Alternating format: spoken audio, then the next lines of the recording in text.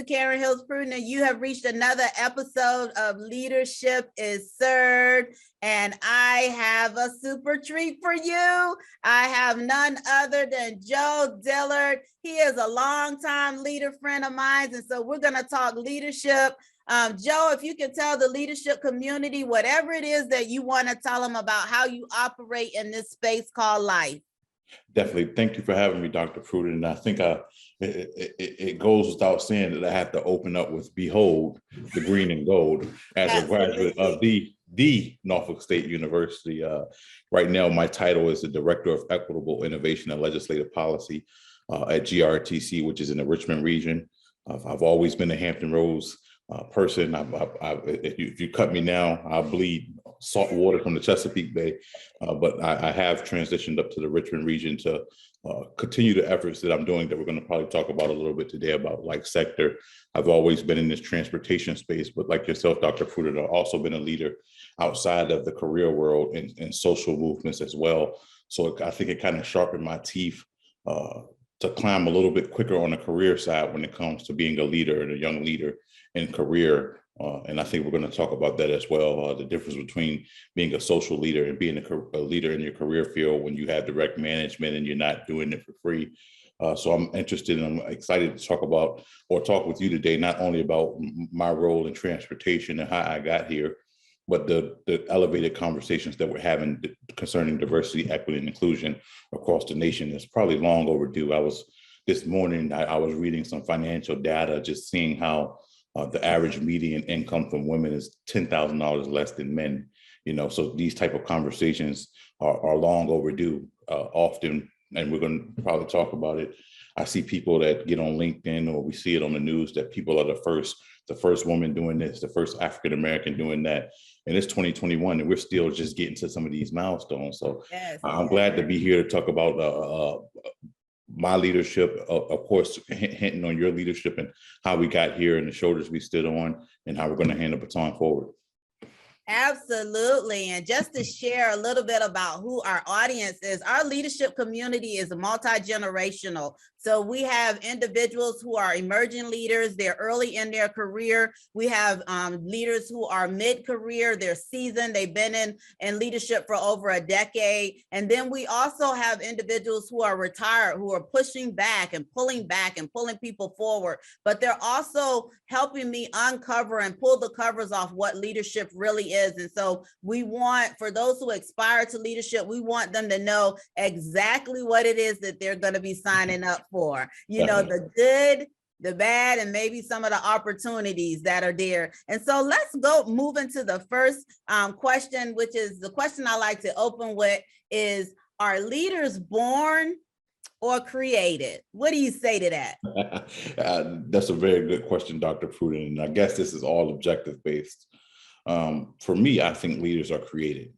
And I say that because I don't believe any great leader starts off as a leader. And I think your audience should know, especially the younger or my generation that believes that you were born to be a leader. You can't be a leader without being a follower. If you don't understand following, it's going to be fairly difficult to understand when you become a leader, those who report to you or those who work underneath you or with you. I think empathy is a very great component when it comes to leadership, but I really do think that it's something created. It takes a village. I'm not where I am solely because I was born this way, Dr. Pruden. There were conversations that we had on a personal level with the NAACP. There are things or situations that happen where someone like yourself, who was already an established leader, would help someone like me as a follower become a leader. So I don't think that leaders are truly born, they are created. And it's also, you can't be a leader without being a follower. I just don't believe it at all. There are people that become leaders that haven't started following or didn't have that prerequisite of following. And that's a whole different story of how that transpires. But I don't think it's something that you're born with. It's something that's created. For me, it was like something people saw in me that I didn't see in myself. So I didn't wake up and say, hey, Dr. Pruden, I'm going to be this great leader. I'm going to lead this organization. I'm going to do this. It was just something, some of my teachers, really professors at Norfolk State University, saw something in me and started getting me engaged in different things that leaders are created. Great leaders are created. Absolutely. So I just want to, I agree with you that our trial and error, our trial by fire, our experiences of what to say, what not to say, and the impact that our leadership has on one another definitely helps fine tune our leadership skills. But I want you to consider this because I believe it's a little bit of both. So one of my extracurricular activities is that I'm a people watcher. And I specifically like to watch our young citizens, our children on the playground. And so these are individuals who have been on this earth for all of 3 years or all of 4 years. And you will see one or two who are delegating.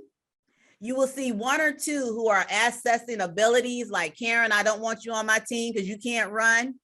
You will have one or two who knows to garner the resources that they need for their group activity.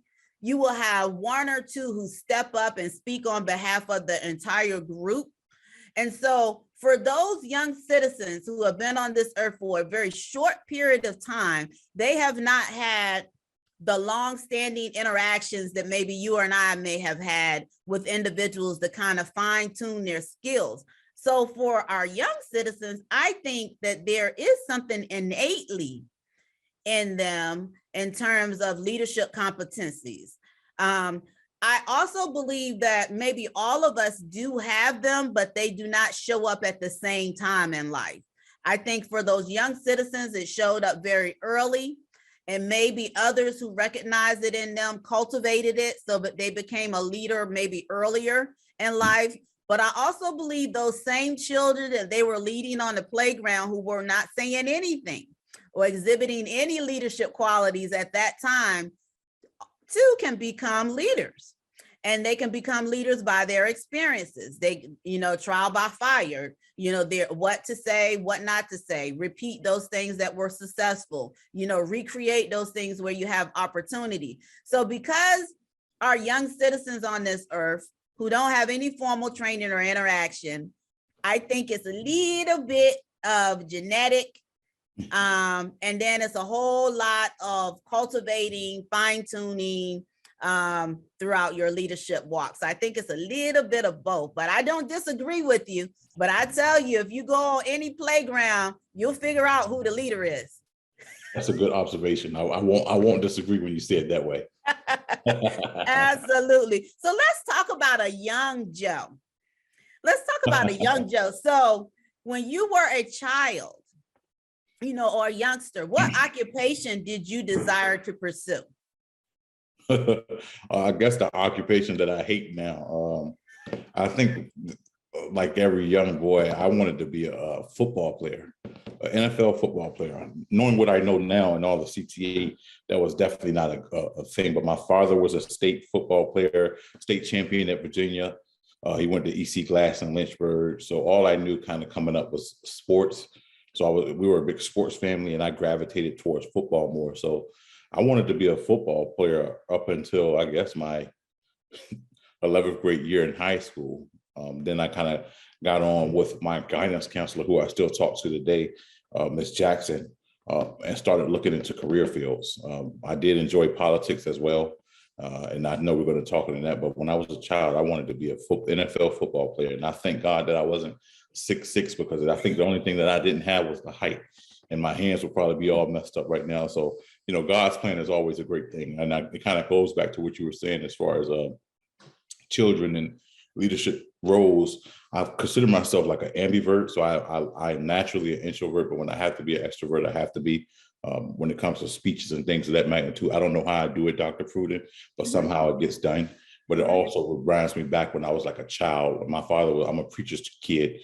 So my father would always take me to Forest, Virginia, and I'll be the youth leadership leader for the week of summer camp. So I'll be up there guiding the program, and I hated it. I tell you, not because of what it was just like in my summer, instead of me outside playing football, Dr. Pruden, I'm in here being a worship leader, but even then, like you're saying, it was times of kind of molding me to take a different path, but I always wanted to be a football player. Watch it, but now it's we know where that is.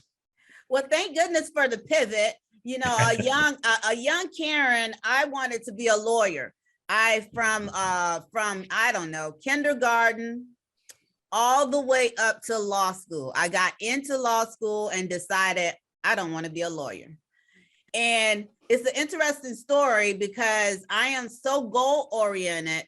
I was in my 30s when I was in law school. That was the last goal that I had on my bucket list that I had not accomplished. And so I was kind of headstrong on accomplishing that goal. That was the only thing on my list that I said I was going to do that I hadn't done. And so I went ahead and entered into law school in my 30s. And once I got there, I was well into my career in human resources, and I was already a senior leader. And so once I got there, the question was posed to me, are you going to quit human resources and start practicing law? And I thought that was the most ridiculous question in the world. And here I am in law school. And I was like, no. And then, then I thought about it. So why am I in law school if I really don't want to practice law? Because I love human resources. So that's when I talked to my guidance counselor. I guess there's no such thing as too late, and so she said that you can still get a doctorate, but you can get a doctorate in management and organizational leadership. And so I withdrew from the jurisprudence track, and I enrolled in a program that was more compatible with my HR career that I was in the midst of at that time. But man, I got all the way to law school, took the LSAT, did the hard work, got the grades, and then decided, I don't want to be a lawyer. I still love law. Yeah, I still love law now. I mean, and I am someone, and I love policy. So if you wanted someone to figure out whether or not someone violated a policy, I'm your person. I could tell you what statute, I could tell you what year the policy was. So I really do love policy. But that was the biggest, most expensive pivot that I made in my life, because it took me actually getting in law school for me to realize that it wasn't something that I really wanted to do as a career.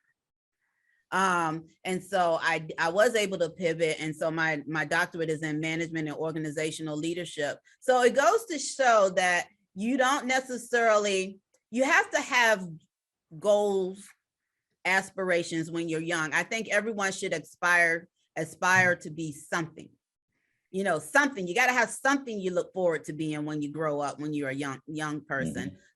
But you don't have to be married to what it is that you said you were going to grow up to be. You have to have the ability to pivot and be okay with it. And I learned that lesson later in life, but I'm glad I still pivoted because I don't think I would want to be a full-time lawyer. And so, but that's what young Karen was going to be a lawyer. I even had a little briefcase and everything. Law school was a challenge too. I tell you, I heard about it. Yes.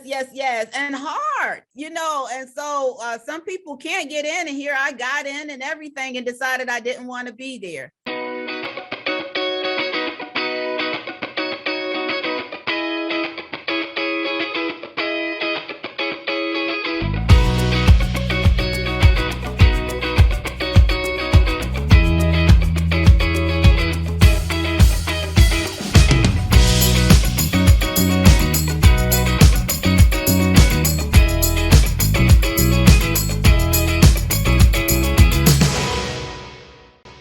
So let's talk about how you decided that a career in public or external affairs and legislative policy, you've already said that you love policy, and we want to hear more about that, was a path you wanted to pursue.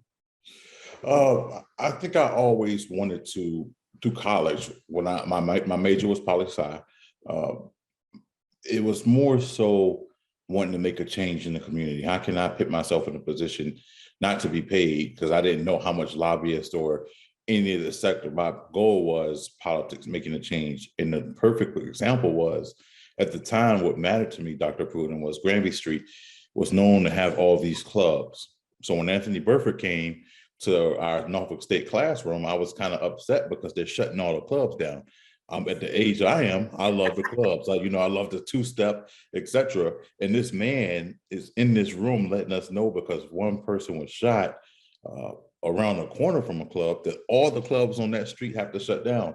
Who are, in my mind, I'm thinking like, who are you? You like, it's a classroom of people. It's a school. This is Norfolk State. We have over 8,000 students here. Like, what are you talking about? And it made me not upset, but it intrigued me, because even at that level, I thought of it as granular, but a bigger picture, like, hey, if this is just about a club, what else is happening? Property tax, etc. African Americans, I know you heard someone, I've said this before, the dollar circulates the African American community 6 hours, where in a Jewish or white community, it circulates 12 times. It's 12 days, 19 times in the Asian community. So how can I, on my little time on this earth, make a better impact on my neighbors? And it's not just African Americans, it's everyone, changing the quality of life for everyone. We're talking about the wage gap between women and men, just in totality. I didn't want to be on this earth working a job that I didn't like for money. I wanted to be on this earth working a job that made a bottom line impact on everyday citizens, no matter what the money was. And it's cliche because I'm talking to you about it, Dr. Pruden, now, but people always just kept saying, even like when you listen to Jay-Z, do what you love, and everything else will come. That is really a true fact, because my goal then was like, okay, how can I help prevent gentrification? How can I help, not just at the local level, at the state level, with minimum wage rising for teachers? Oh, this is easy, Dr. Pruden. You mean to tell me that I can get into this space and help teachers get more pay, or advocate for body cameras, or the policy behind body cameras, the results of that in Virginia? Like, we're not a home rule state, we're dealing. So if it happens at the state level, it doesn't matter if you're in Virginia Beach or Bristol, you got to pop, you have to do what they say. So for me, it was just always intriguing to be able to make impacts on everyday lives. Some of the policy and things that I'll talk about, dedicated funding for transit, what that does, especially in the transit space. And now, one of the things that attracted me to come to Richmond was, and I use this analogy all the time, Dr. Pruden, because I want to talk about the expansion of just not policy. Back in the day, when I was in high school, I used to always go to Blockbuster. Like, I would go and get my video game, my family would rent a movie, and on Friday we would rewind the tape and return the tape. Nobody knew of Netflix, Dr. Pruden. And then when Netflix went to Blockbuster, Blockbuster said, get out. It made no sense. We can't find a Blockbuster now. And that's kind of where the transit space is, right? Like, ridership is declining, Dr. Pruden. No, you'll go outside right now and look and say, Joe, I just rode past Virginia Beach Boulevard and that bus was empty. And it's an electric bus. It cost $1 million. What's going on? There needs to be something where we talk about equity in the changing of transit. And I believe that changing, which I refer to as Netflix, is zero fare. Richmond has been doing zero fare, which means nobody pays for anything to get on the bus. Our service is free. Has been doing it since March of 20. Hampton Roads was doing it as well. They stopped in June. Most recently, we got a grant to continue to do this, Dr. Pruden, until 2025. So when you say zero fare, what does that really, in policy, you're like, okay, zero fare. But what does that mean? That means that that mother that needs to go to the grocery store doesn't have to plan to go to the grocery store for $4 during the week. She can go right now, Dr. Pruden. She can go to the doctor after that. She can take her child to school after that. The accessibility, right? That's, to me, and this is only for me, that type of accessibility or that type of impact is greater than removing the Lee Monument statue and finding what's in the pedestal under it. That doesn't change the everyday life of a citizen like a free fare does. So when you talk about what made you get involved in policy, it's bare bone things that really make an impact on everyday life. Now, the rider who might make minimum income or less than $25,000 a year, Dr. Pruden, doesn't see that. They see Joe Dillard in a suit and a man that doesn't understand what the value of it, how much milk is per gallon, which is a lie.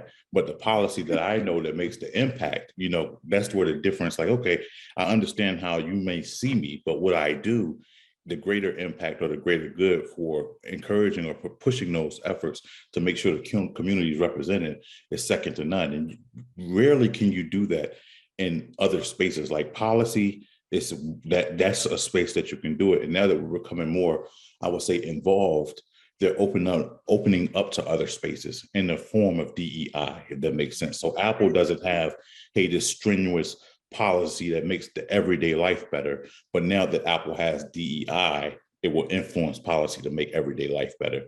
So my direct passion is always, Dr. Pruden, how can I make my life or my partner, neighbor's life easier? You know, Yep. and that through policy, external affairs. I think it was just hand in glove for me because I was already from the Hampton Roads region. So dealing with different folks from different capacities just gave me that passion. And I love it today. You can take me out of transit and put me anywhere. As long as it's making an impact on my neighbors, I feel like I'm leaving the world in a better place than when I found it.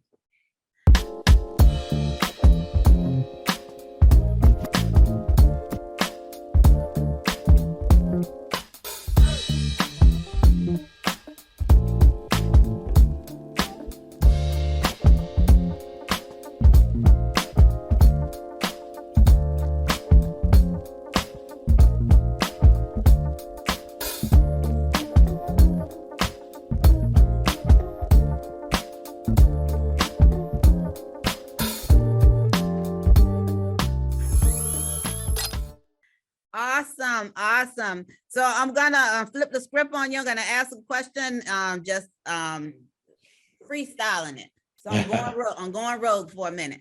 Okay. So everything that you talked about, policy is very deep. And I'm sure it's very deep, and I'm sure it can be very stressful at times when you're trying to work through different things to impact the community. So what do you do as a leader to decompress?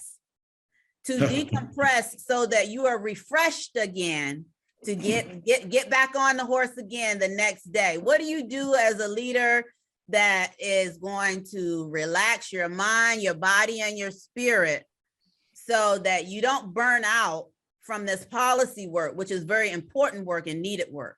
Definitely. That's a very good question, Dr. Pruden. And it makes me go back because I think when I first became president, I enjoyed cigars, and I was posting on social media smoking cigars when I became the president of the NAACP, and the community came and smacked me for that because of public perception. I couldn't post anymore. But as of lately, for me, Dr. Pruden, I am regrettably one of those millennials that love work-life balance. So I take passion in traveling, my fiance as well.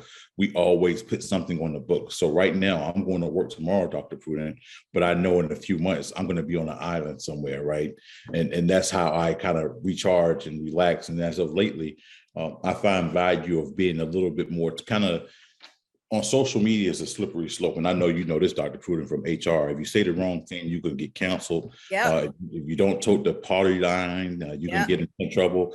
So now a little bit lately, like in the last few months, I find release as well, just letting the mask off a little bit and trying to be a little bit more funny of people seeing my true unabashed thoughts, not of social issues, but if it's nothing but movies. But I find pleasure or peace in making people laugh or having controversial conversations that aren't so centered, Dr. Pruden. There was one time where we all didn't matter what color you were, we could have conversations and debate about movies. It became a little bit more pulled away.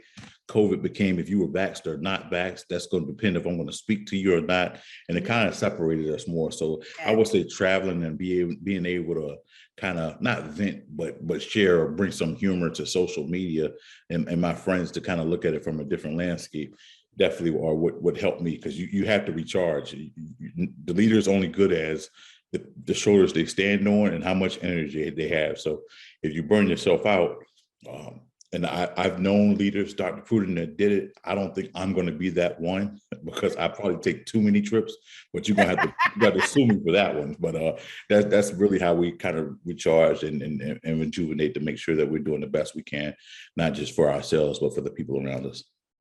So if you could tell the leadership community how they can stay in contact with you and anything that you want us to kind of get behind and research or help push forth or what you're working on or just whatever you want to share, the floor is yours. Definitely. Well, of course, my name is Joe Dillard. My email now is joe.dillard@ridegrtc.com. I know you have a vast listenership of leaders from those pulling those up, those in the middle, and those coming up.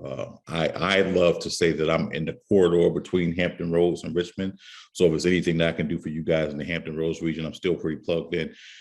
As future leaders and leaders know, especially yourself, Dr. Pruden, you try to get away, but they don't let you. You can try your hardest, but a lot of the things that we have going on We're going to be trying to do some partnerships in the Richmond region to kind of piggyback on the Zero Fair that I kind of shared, to extend it, to make it a permanent thing. I love to call GRTC the new Netflix. So if you guys want to check out the new Netflix, please let me know. I do have 2 councils coming up, Dr. Pruden. If anyone's in the Richmond area interested, I have a diversity, equity, and inclusion council, which is going to be business leaders and community leaders from the Richmond 804 region to come together and kind of help us in our DEI outreach in public transit, which we're going to probably hopefully make a base for how we move nationwide. I also have a DEI roundtable, which are going to be the employees of GRTC, of how we address holidays, internal communications, and things of that magnitude. But if any leaders listening to this and is in the Richmond region and wants to get involved with the equity and inclusion pieces, please let me know. I'm looking to expand that council in 2022. We're going to have some great things coming down the pipe. Again, my email is joe.dillard@ridegrtc.com.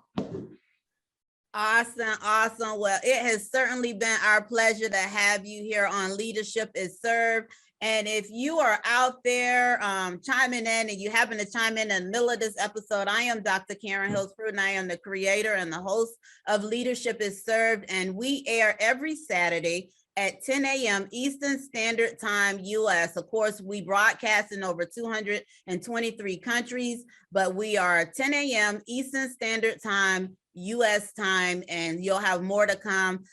Here at Leadership is Served, the title comes from like your favorite recipe. There was a time in my life where I love cooking. Don't have the time for it now, but the title of the show, Leadership is Served, is just like your favorite recipe. Once you get it, you excel at it, and you can cook that favorite dish, you begin to experiment with it. You add a little bit of this, or you substitute that, and you take away from this. Well, leadership is the same way. We believe leadership is always situational. You cannot be the same leader every day with different situations. It has to be based on what is in front of you at that particular time. And so just like your favorite recipe where you maybe add this or subtract that, leadership, you have to push forth with certain competencies depending on the problem you're trying to solve.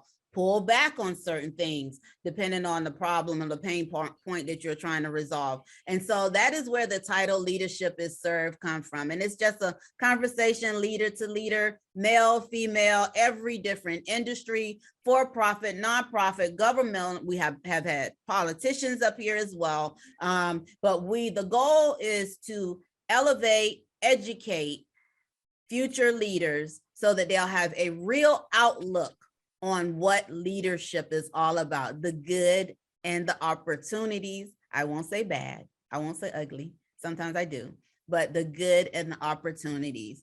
So thank you so much. I'll see you next Saturday on Leadership is Served. Bye.